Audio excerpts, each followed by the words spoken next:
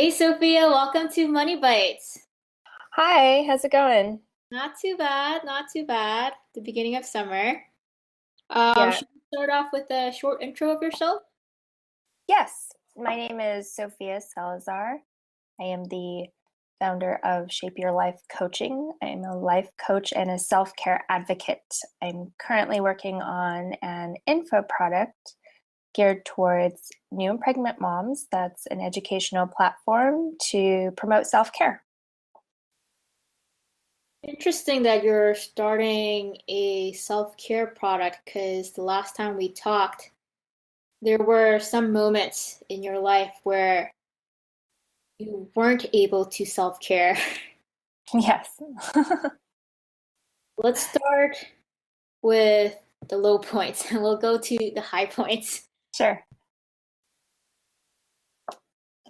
Yeah, so I think the low point of lack of self-care um, was in the beginning of I would say sophomore year of college and getting into a lot of debt was um, certainly easy for me because it was an emotional outlet.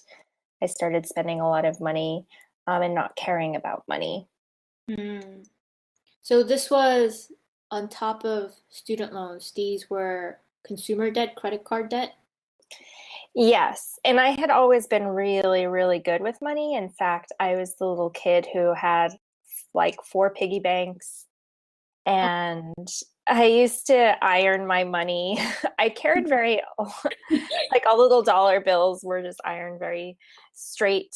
And I used to care a lot about my future. I do now, and I always have. But in college, a major event happened, a few major events. My parents divorced after 40 years of marriage, and then they lost their house. This was really close to the financial crisis in 2008, and their house went into foreclosure. They lost their cars. My mom went into a shelter. My dad kind of went off the map for a while, and things were very emotional in our family. And as a result, I started spending and not caring as much about my future. Could we dig a bit into that? Because Hmm. your childhood character, and obviously being influenced by what you are seeing your parents go through, but how is that changing psychologically for you, your relationship to your money? Yeah, so my parents had been semi-responsible, I think, for the most part, pretty responsible about money. They modeled responsibility well when I was early, helping me create the piggy banks, helping me when I was like 10 open a savings account at our local bank. Um, my mom had a checking account and she used to balance her checkbook, every so often, and I would help her. And so there were conversations about money, like money that wasn't like a hush hush topic, but there were also a lot of arguments about money between my parents. My mom was in charge of the money and my dad wasn't. And I found out later as an adult it was because he had a bad gambling habit. In fact, he gambled about $30,000 of my parents' home equity away when I was a teenager. And I remember when I found that out, I was so angry because my mom said that they had intended to use that to pay for college.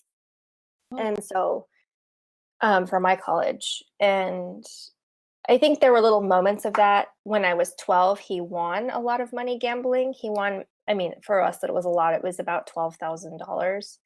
And he came home and we were excited because, maybe it could mean a new vacation or some shiny car or something like that. And he showed us all the money. It was all in cash in this little bank envelope. And that is the last time we saw that money. So as you can imagine, when my parents divorced and everything kind of came crashing down, um, I think my model of money kind of came crashing down too. So, what was your model before, and what did it turn into at that moment? I think before just, uh, my parents modeling, like, you can be pretty responsible with money, even though you have two people who maybe aren't exactly on the same page. Like, clearly my mom was pretty responsible. One other thing, she had opened up a credit card for me, an American Express credit card, which meant they had good credit, when I was 18. Mm. And I saw that responsibility, right? Like, she kept a zero balance on the car. They didn't have revolving credit like that. And one of the only things they had was a mortgage.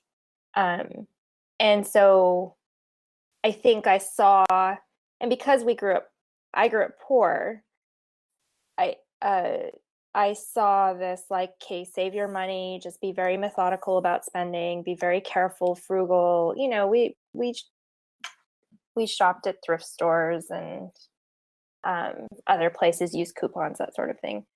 And then all of a sudden, this major life event happened in our family, and it tore our family apart. And I saw, um, you know, I think I just saw, like, well, why care so much? And I think I just channeled all of these emotions into, let me just go out. And it's funny, I wasn't like going out and partying. I was like, just like going out and having a nice dinner, and not caring and putting everything on the credit card.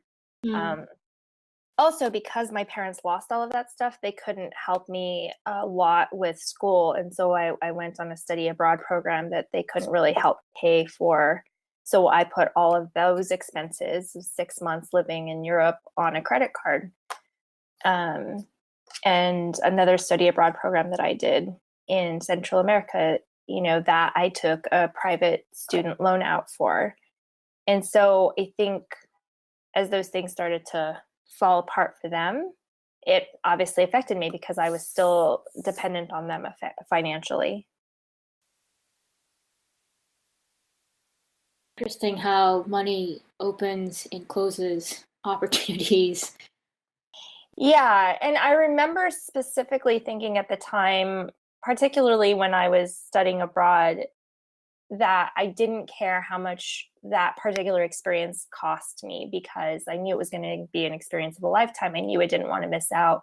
I'd known since I was 5 that I wanted to live in Europe. I just, there were all these things that I had planned for my life that I knew I was going to do regardless of whether or not my parents could help me, right? And I always assumed that they couldn't help that much just because they didn't have a lot of money. But I think it was harder when I found out, like, they couldn't help because of this situation that I saw at the time that they were creating for themselves, and not being responsible adults in turn. When they divorced, like I said, they lost the house and their cars. But that wasn't necessarily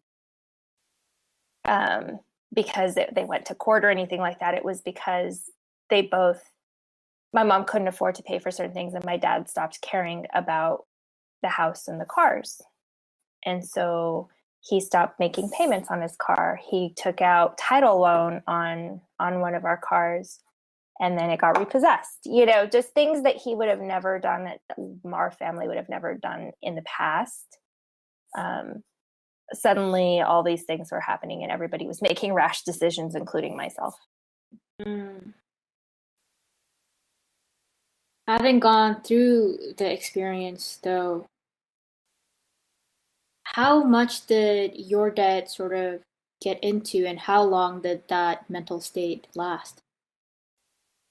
It lasted for about 10 years.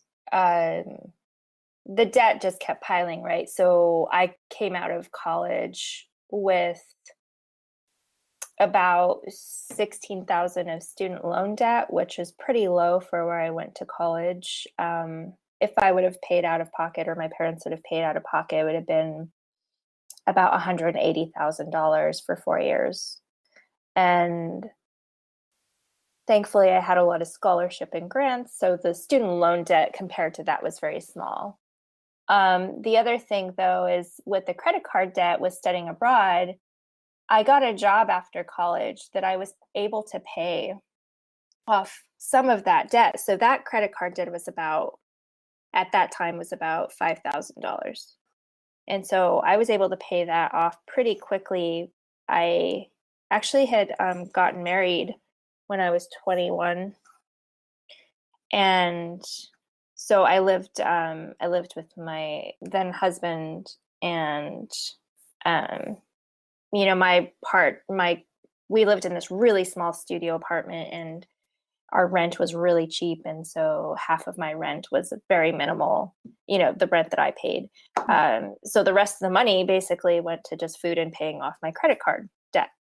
And I think that was the first establishment of you set aside a certain amount of your income to pay off your debt. And I wasn't making minimum payments. I was making large payments. However, about a year and 9 months later, he and I divorced, and I moved out completely, on my own, had to get my own place, that sort of thing. And I put all of those moving expenses back on those cards. I had 3 cards at that point, 2 of them that I had paid off. And then they just racked up again once I moved. And so once that debt racked up, and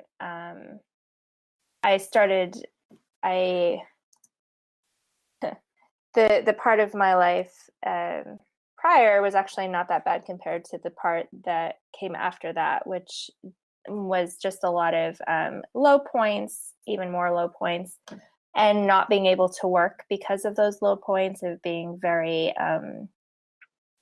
just down and not getting stable work and not finding stable work. And so I started living off of my credit card. So no longer was it like, oh, here's a nice dinner going on the credit card. It was like, I'm paying the electric bill with my credit card. I'm paying, the doctor visit with my credit card, et cetera. And that's when I really started to rack up a lot of debt very quickly at that point. So by the end of my mid-20s, I had about $19,000 in debt. I just want to pause here because in the beginning, what I was hearing was that you had been a bit rash with your spendings on credit card. Mm-hmm. But what I'm hearing now is it seems more that it was situational rather than you being nilly-willy with your spendings. Yeah, could you describe that a little bit more, situational? So having gone through divorce yourself and not finding stable employment, you were sort of forced to put your charges on the credit card for survival rather than it being, like you said, going on shopping sprees and going. Oh, yes. Yeah, I see your point. Yeah, and I think that happens to a lot of people in terms of debt being situational. I think what I think made it difficult was that there was already debt racked up because I had been a spender, an emotional spender. And then when push came to shove and I got really pushed up against the wall due to life situation, due to personal decisions, external circumstances, then I had no other way to go except to get into more debt. I couldn't go to my parents and ask for money. They didn't have any, right? They had went through a bankruptcy by this point. I couldn't go to, and I was very proud at that point, meaning I didn't like people knowing my situation. And so I didn't go to my brothers who were much older than me to say, hey, I'm living off my credit cards. Can you help me out? But they have their own families, right? I didn't feel right. And they had gone through their own financial troubles. I didn't feel right to go to them. I depended very much on my boyfriend at the time he would pay the rent, he would buy our groceries or whatever. And we had that kind of arrangement. We lived together. And that became very taxing on our relationship. And this is the other part of debt that can be very challenging, right? If you're in a relationship where somebody is really in debt and the other person isn't, or you have different views on money or different experiences with money. And we would have lots of arguments about me being dependent on him financially, and me feeling weighted down by this debt. And so that definitely created more strife. Sort of looking back then, do you think you would have done anything differently, or could you have done anything differently earlier on? I mean, no, because I don't think so. And I think I spent a lot of time thinking about that a few years ago, but what happened. I couldn't prevent my parents from getting divorced. Yeah. It was actually in the long run a good thing for them individually, and it was really hard, and the way that they did it was not the most adult way to do it. Mm. But I don't know, there are not very many divorces that are very amicable. I just don't think that they thought how wide of an impact their separation/divorce would be on our kids, because we were all grown up, right? We weren't at home. We were all over 18. But I know they had a sort of a feeling that it would affect me the most because I was still in college. Mm. And I didn't know. I didn't anticipate it affecting my relationships the way that it did. Emotionally, psychologically, that sort of thing. But I'm a believer that from our greatest wounds come our greatest gifts, and so it's taught me a lot about who I want to be in a partnership and relationship with, and who, the things not to do, right? Like, I'm not a gambler, for example. That's not where I spend my money.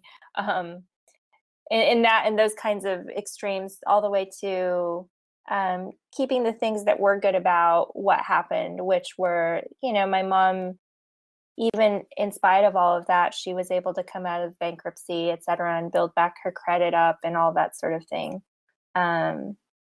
Like, my parents are still pretty resilient people, and I know, like, I'm resilient too.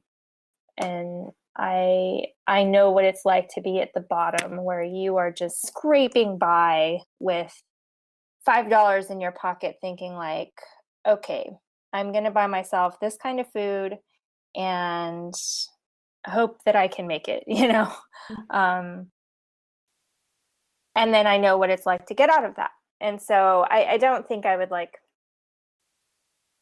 go back and erase all of it. It's contributed to how I think about things today. Yeah, so at 19,000 top, what could have possibly happened where you were able to make a mental turnaround or a situational turnaround?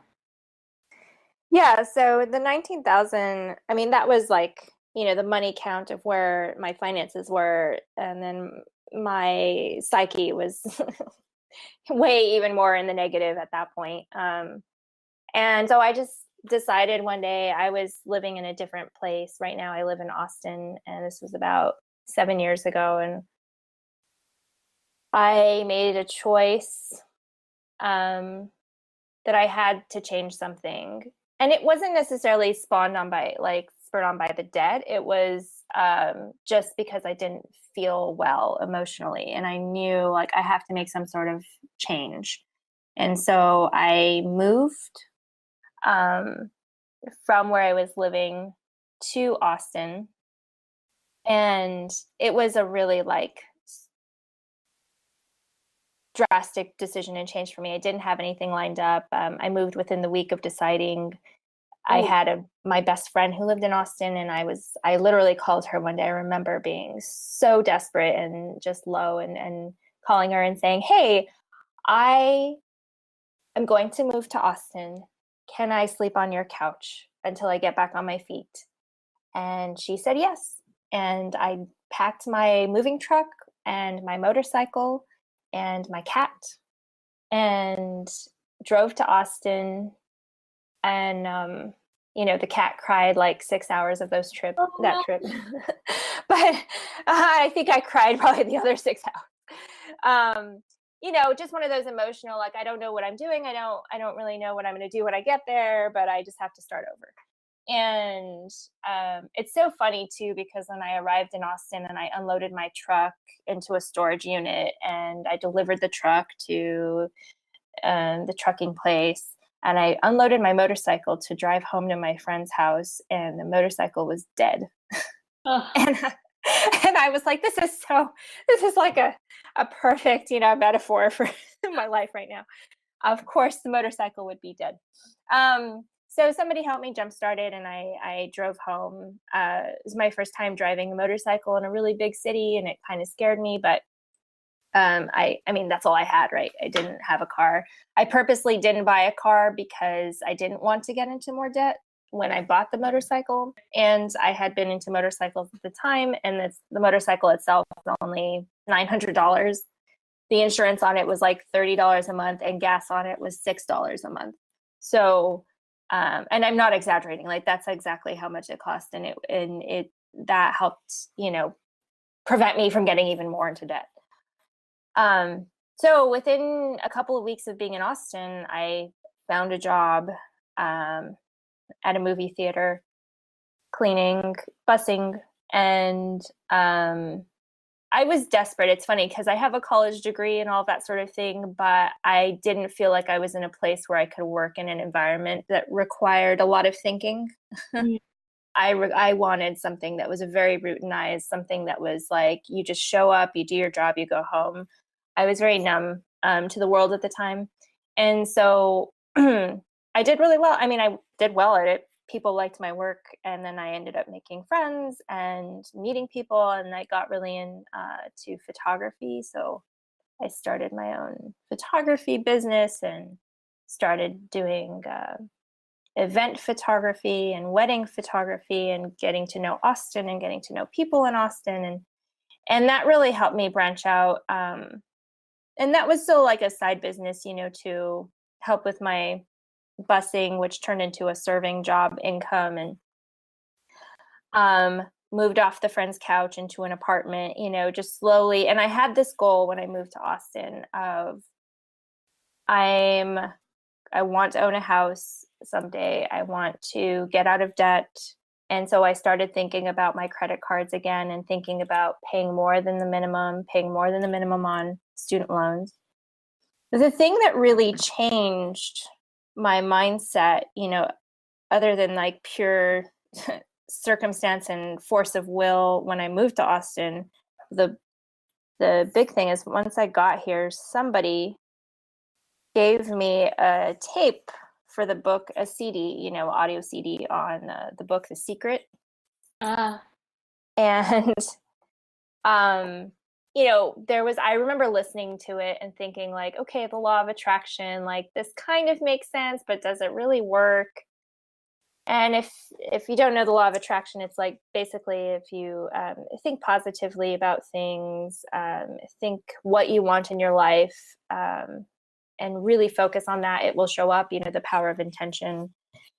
And I started practicing it. I remember one day I took a walk and was thinking to myself, I'm gonna try to make $5 show up. Like, does this really work? I'm gonna try to make $5 show up.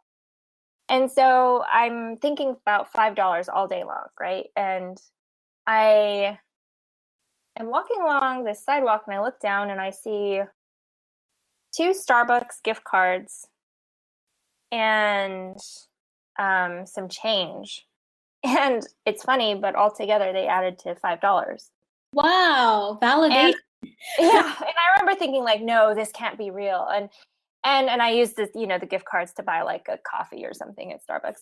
And I remember thinking, okay, I don't think it's so much about like I'm going to find $5, but that it's opening up my mind to other things, right? Instead of thinking like, oh, I don't have money, I'm so in debt, et cetera, et cetera. Like it just shifted my perspective a little bit. The other thing that tape did for me, The Secret, is there's a line that just really was profound that said, everything you've been thinking, everything that's happening to you right now is a product of what you've been thinking in your life up to this point. And I remember thinking, oh man, I've always been so afraid of being so deep in debt. I've always been so afraid of being poor, just like I grew up. I've always been so afraid of not having a good relationship, just, like my parents, et cetera, et cetera. And then it's like, oh, well, here I am, like out of a relationship,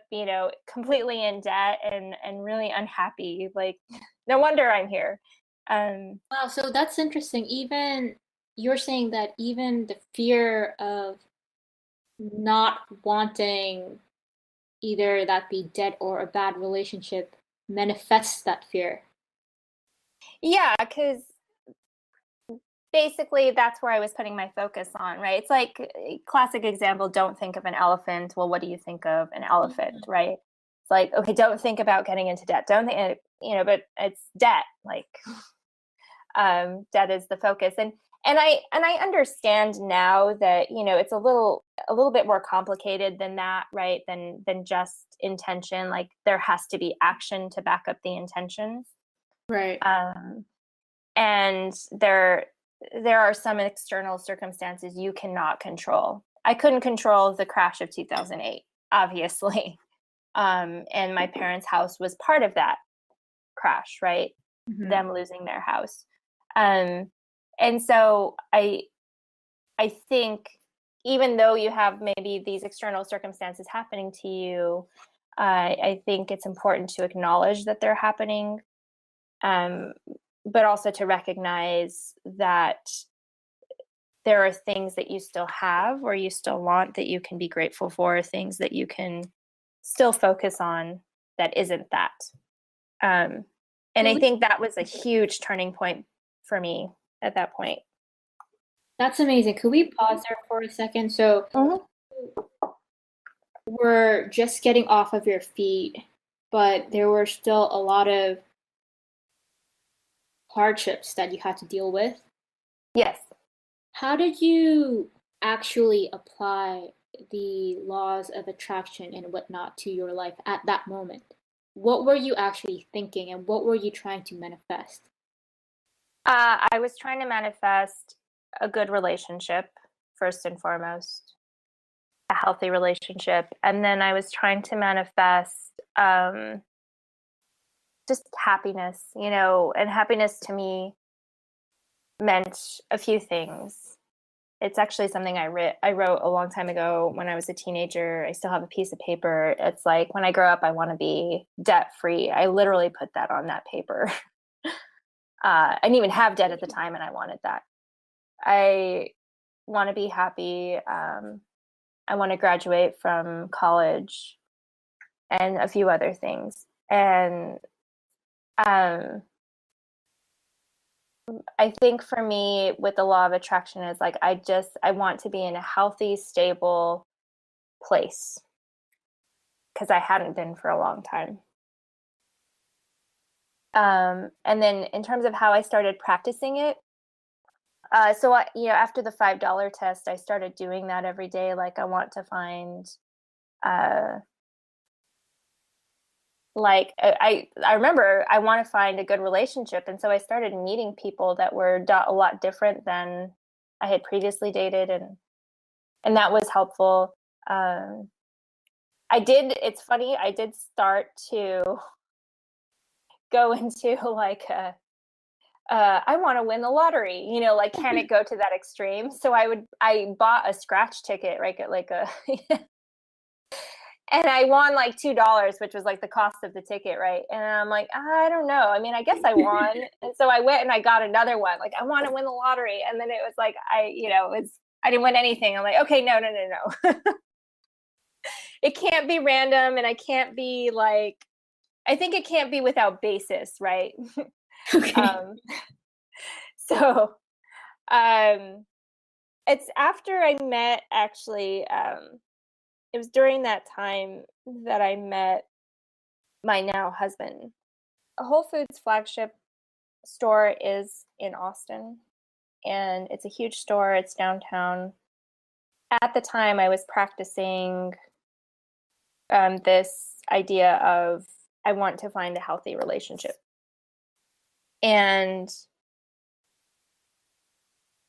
I, as part of that, I had started complimenting people randomly, because I thought it was, I think it, and I still do, it's a great way to kind of get outside of your head and Mm, then to just be appreciative of what's in the world. So anything from like complimenting somebody's, pet, like, oh, I love your dog, he's so cute, to I love your hat, that sort of thing. And I would do that every day. I was very methodical about that. The other thing I was very methodical about was loving kindness meditation and just wishing people well, like in my head as I was at work or driving. I would tell people, in my random strangers in my head, like, I wish you happiness, and I wish you peace, and I wish you love. And wow. I would do this I did it every day for the first few months that I lived here in town. And one day I was at Whole Foods getting a taco for breakfast. And I was in these like food court area, and I see a guy with long hair, and he's dressed up, and he's really cute. And I go up to him, and I and I say, I think you're the most handsome man I've ever seen. What? And yeah, and he just looked at me and smiled in this kind of embarrassed, smile. And he didn't say anything. He kind of laughed, and I walked off because I totally meant it as a compliment, and to go eat my taco somewhere. And he just, he never said anything. And I was sitting at this window eating my taco, and I did kind of keep an eye on him, like, where would he go? What was he doing? And he went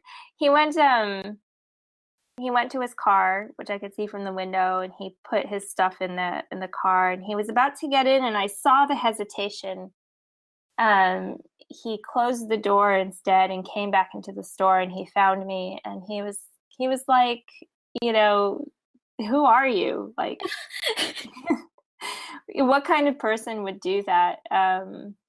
And we started talking, and it turns out, I was really into photography. He was really into portrait art, and um, we had a lot of things that in common, and we just chatted and chatted. He was on his way to work, so actually asked him for a ride to a camera store I needed to go to. And then the next day, we exchanged numbers, and we met for lunch the next day, and we really hit it off then.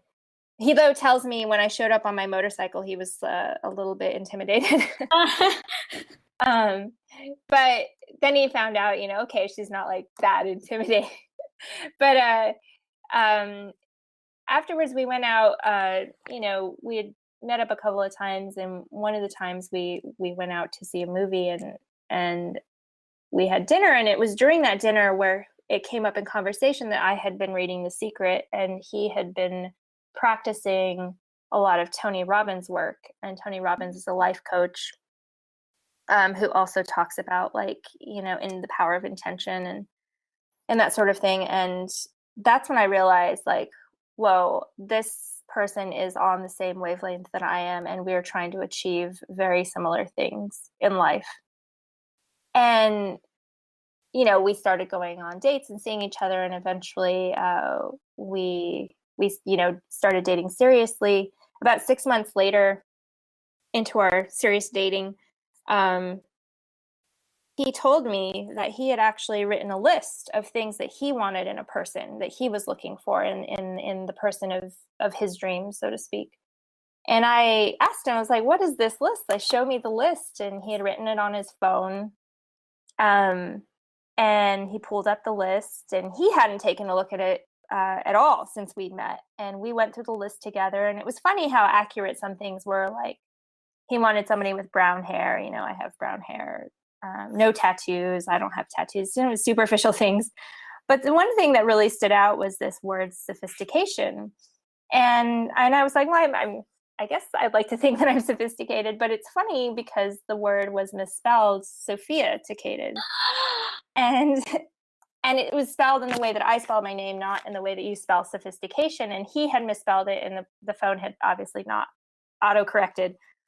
And I realized, I pointed it out to him, like, do you realize that you did this? And he looked at it and he was, no. And we both just kind of were like, whoa, this is weird. And I think it's one of those, like, you know, strange coincidences, / maybe it was the power of intention that kind of led us to each other. At least we like to think that. Well, what courage to walk up to a random stranger at Whole Foods. So Yeah, it's better than the lottery.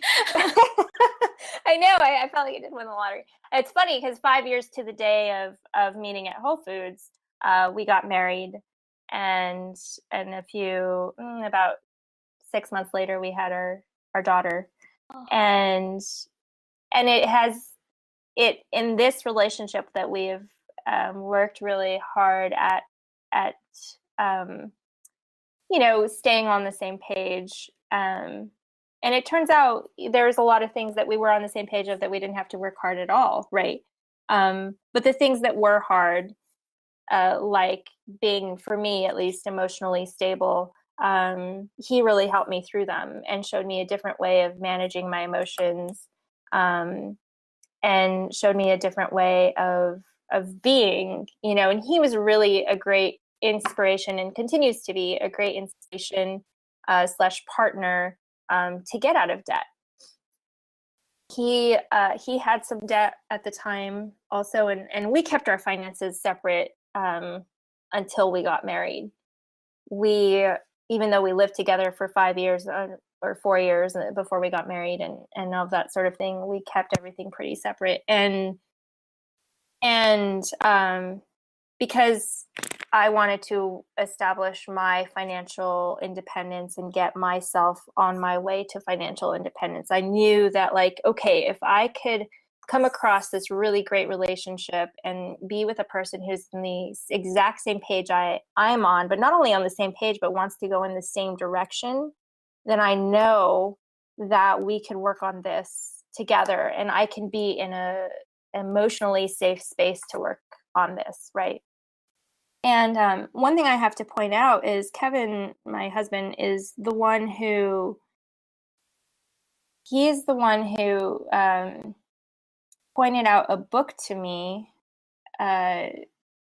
called Smart Couples Finish Rich one day. This was, I think, about maybe a year and a half into our relationship. And he bought it for me. Like, he was like, here, I think we should get this book. I think it has a lot of good points that you should look at. And it was great because it wasn't just like you have money problems, you need to figure them out, right? Which I had in previous relationships. But it was like I understand you're struggling with this. I think there's some good points in this, but also notice the title, like Smart Couples, right? Like, we could do this together. Mm-hmm. I think there was that. The other thing, I would have never picked that book out for myself because the title is super kitschy. You know, it had like two people on the beach somewhere, like, you know, obviously having the time of their lives in their financial independence, right? Mm. And but Kevin is much more open to those kinds of products. He's into marketing, actually, and he loves watching infomercials and all that sort of thing. And he, you know, by him pointing this book out, it prompted me, like, well, you know, I'll take a look at it, I'll read it. And as I started to read this book, you know, there were some things that were familiar, you know, save for retirement, have an emergency savings fund, et cetera, et cetera. But one thing that I'd never come across in any kind of financial self-help book, even the financial classes I took in college, was this idea of aligning your values about money with your goals about money. I'd never seen that anywhere else. And it had really easy to do, what are they called? Like, not worksheets, but like little questionnaires that you could go through to help you hone in on what your values are. And it really dawned on me like, wow, I've lived this long, right? A quarter of my life, and I don't know what I stand for. And I've never said them out loud. I've never written it down. And so I started to write down, okay, these are my values. Now, what money goals do I have? And how do I align those up with my values? Which would, the idea is if you line your goals up with your values, your goals are much more likely to be achieved. That's super powerful. At Winnie, one of our thought pillars is that money is a tool, not a goal. Yeah, that's a really great way to think about it. And yeah, ultimately you start to think of things that you would like to achieve in your life, right? And how money isn't the end goal of that, but rather like experiences or partnerships or ways to help the world, and money can be used as a tool to achieve those things. Super. So I think once after reading that book, I actually put those ideas into practice, and I started to see one of my greatest values is giving. And so I have to be very careful about how I use my money when it comes to giving. I tend to be a person who gives gifts and that sort of thing. And in the past, when I was very irresponsible with money, I would give even though I didn't have, right? When I was in a lot of debt, I would give people like, not extravagant, but still pretty like nice gifts for birthdays or Christmas, and just put it on my card. And that was something that I had to change, right? Like, okay, I care about giving, but how could I give in different ways that isn't getting me more into debt, right? Could I bake something for somebody or make something as opposed to going out and buying $100, massage for someone? I think that helped switch that part. And then the other part that the book helped was categorizing finances. So creating specific folders on your computer for different things. So like all of your student loan, information goes here. All of your bank information goes here. All of your retirement information goes here. So you have one folder where everything is at, and then it's subcategorized. And that helped me see just how much like, oh, I'm actually looking at the numbers. I have 5 credit cards, right? I have 2 lines of credit. And it helped me visualize in a way as opposed to just kind of, receiving statements and being like, oh, that's just going in some random folder.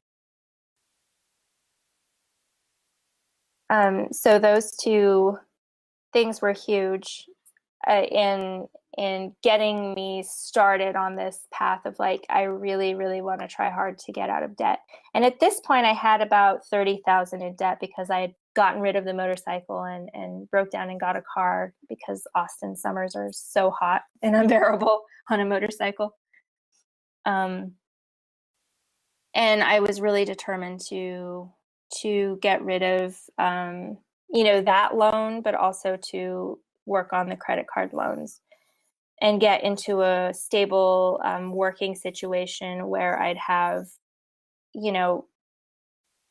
predictable money coming in. So I ended up getting a desk job that had, a paycheck every 2 weeks, and using that money to be like, okay, I'm setting aside this amount of money to pay off my debt. So that's one action that you took going from, in a sense, being a freelancer to being a freelancer with your photography to a Mhm. job? Were there, Yeah. Yeah. Go ahead. go ahead, no.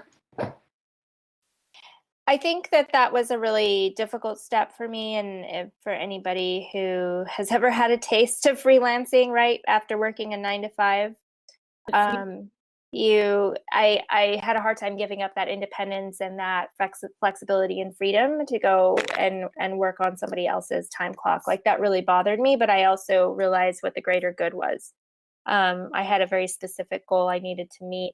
And it's not to say that I just got some random job that I hated. I actually got a job that for something I really cared about, and a job where I knew I could help people because, again, my value is giving, right? And a job that was going to be fulfilling. And so I ended up becoming a career counselor.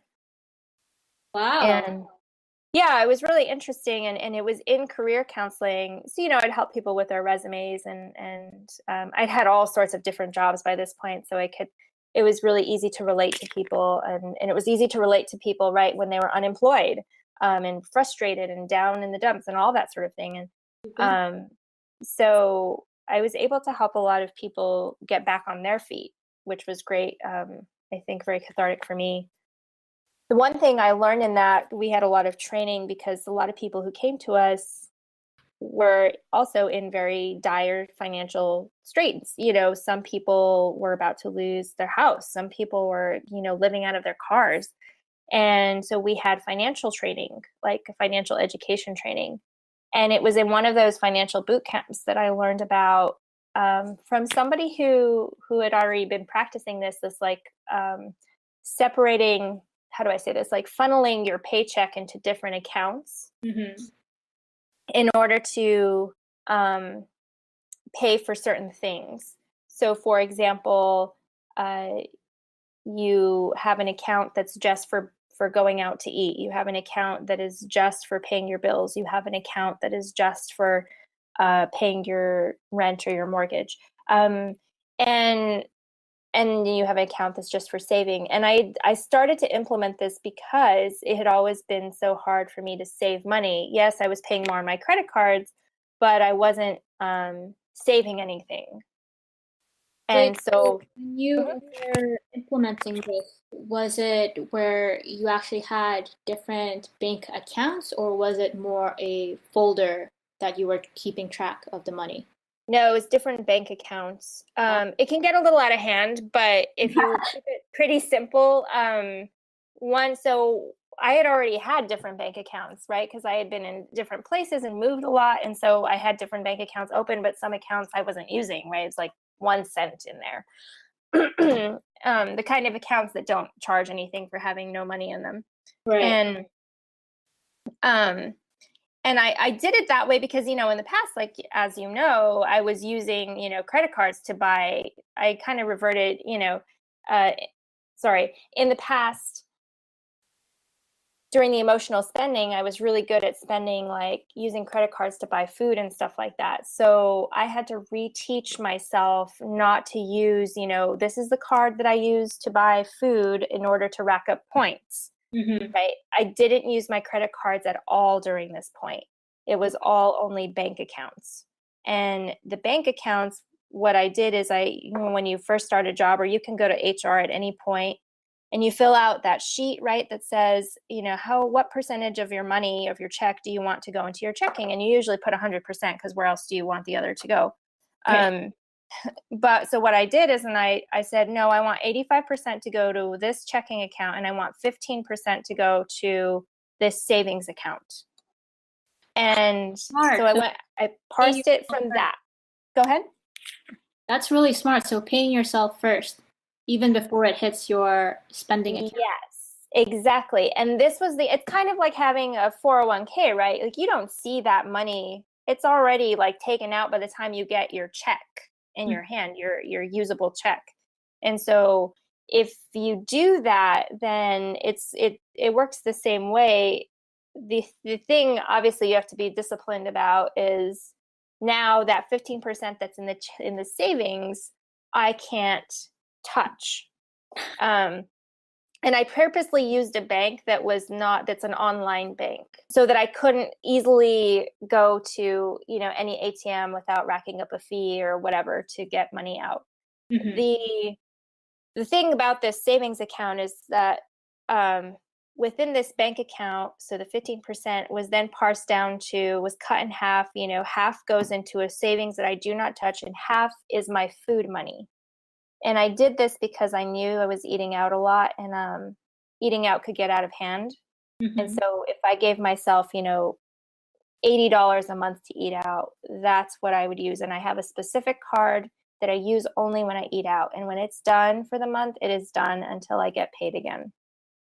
And this really helped prevent me from using my credit cards when I ran out of, regular money, right? To use for food or having a nice time out or happy hour or whatever. Of course, I also slashed all of my credit cards too. What I find really impressive is when you go into a bad situation and you come to your breaking point, you have the tenacity and the courage to just do a 180 and take the action to make change, which isn't easy. No. Like for example, when you were at your old city and you were feeling desperate to pack up your bags and move to a different city without anything lined up, um, that's not easy either. No, I mean, you leave everything behind, right? Right, Relationships, right, right. partnerships, friendships, family. All of my family was there. I said goodbye to all of it. But also the courage to say, I'm going to make a change, I'm going to take action, rather than being stuck in that momentum of inaction. Yes. What's what's your sort of mental force that helps you overcome that stagnation? I think for me, I reached the bottom of my barrel, and I don't know if anybody listening has ever been close to the bottom of their barrel, and because the bottom is different for different people, right? Um, some people's bottom is not having any money in their checking account. Some people's bottom is being homeless. Some people's bottom is living out of their car. Some people's bottom is I have $200 in my checking account.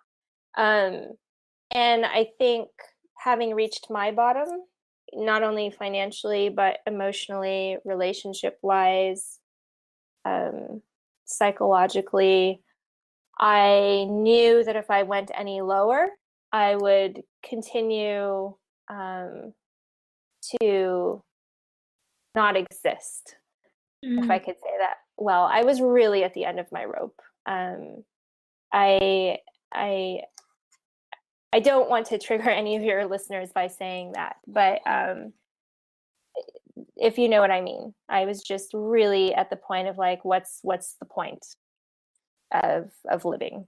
And I think in that moment of starting to think about those things, it's like a voice in my head was like, no, you can't. You have to continue living because you're here for a reason and you have to keep going. You're meant to do something. I don't know what that something is, but you're meant to do something. And you have to try. Um, I remember the thought of moving to Austin literally occurred to me at night when I was just like wallowing in bed and just like, what am I going to do with my life? And I was looking at the ceiling and I was like, I could move to Austin. Yes.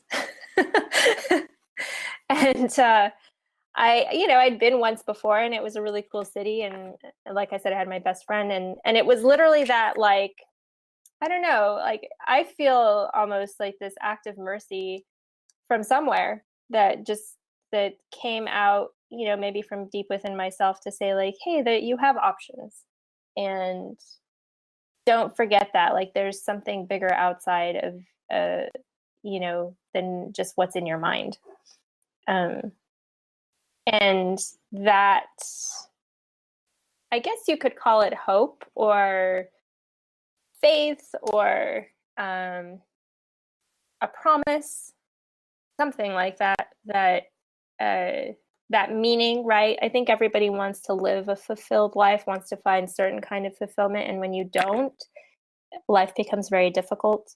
And I really wanted to find that place of fulfillment.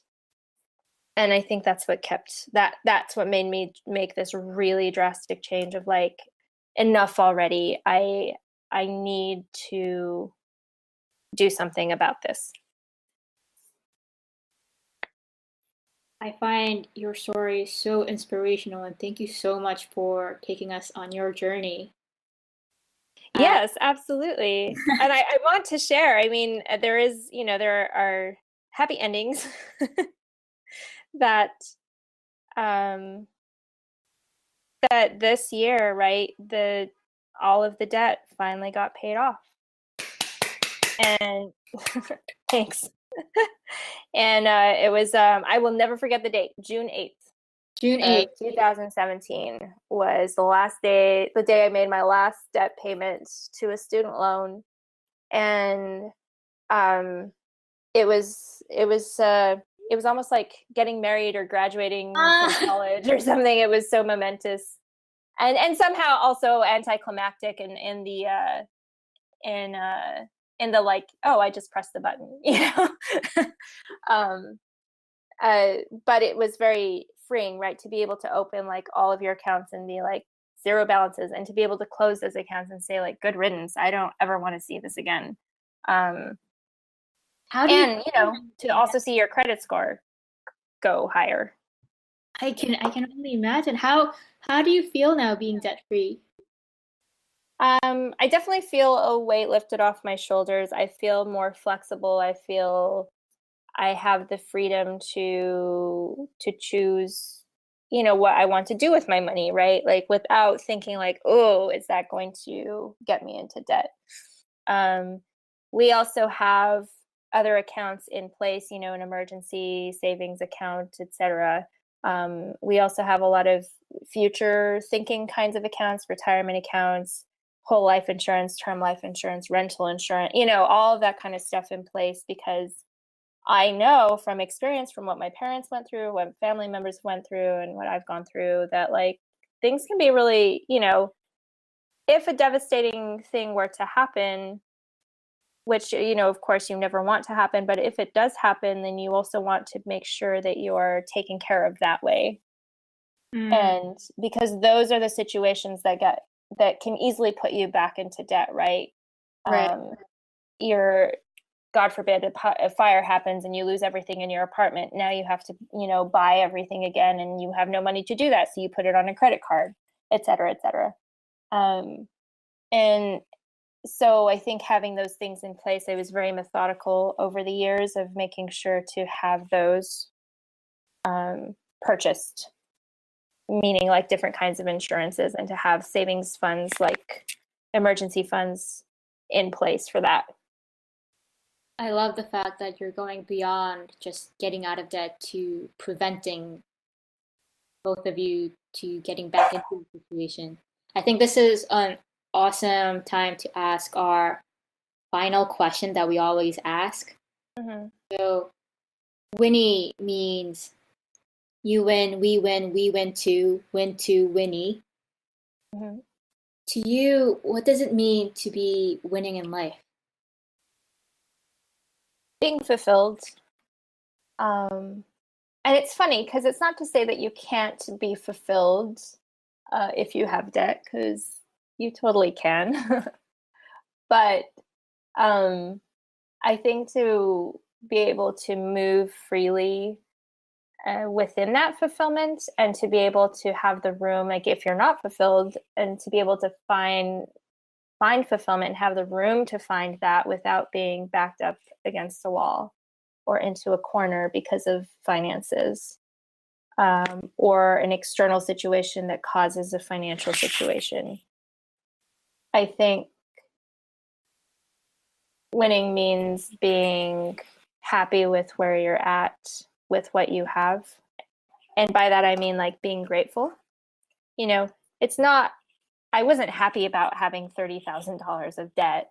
But even when I had that, there were moments of being able to be grateful for the things that I did have, regardless, right? I have my health, I have my love of my husband, I have my family, et cetera, et cetera.